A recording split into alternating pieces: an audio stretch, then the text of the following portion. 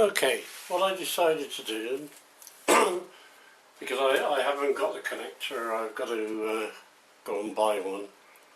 To save time, what I decided to do was I used cable ties to secure the connector in place.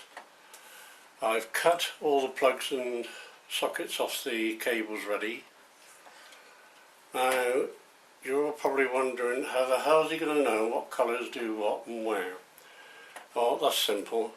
I'll just go online and I'll find all these connections and their voltages and what have you, and that will tell me exactly how many connectors I need. Excuse me. So I'll then be able to cut those down and wire them in. Also, I've measured and cut off the Dremel lead, ready to put a plug on to go into the bottom of the power supply. So that is now in that position. So now, as you can see, it locks it nice and tight in place. I shall be putting another magnet here, and then it will lock it in that position. As you can see, that's quite easy to just clip round, and ideal for storage. It means it's not sticking out like that all the time. Okay, right, onwards we go. So peeps, I've managed to get hold of some plastic trunking, and that's going to sit along the top there for the cables to run in, and it's a Blue Peter job, sticky back plastic. So all I'm going to do is take that off of there,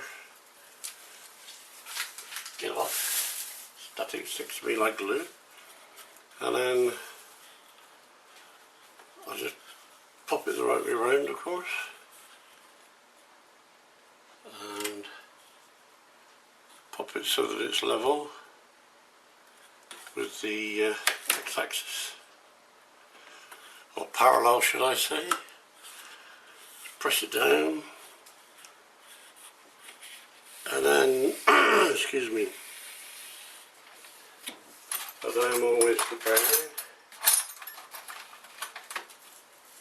get a drill,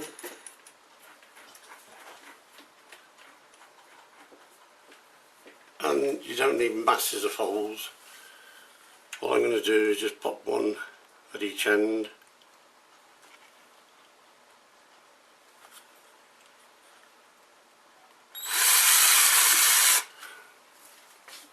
I know you can't see me, but you can hear the drill, and one in the middle,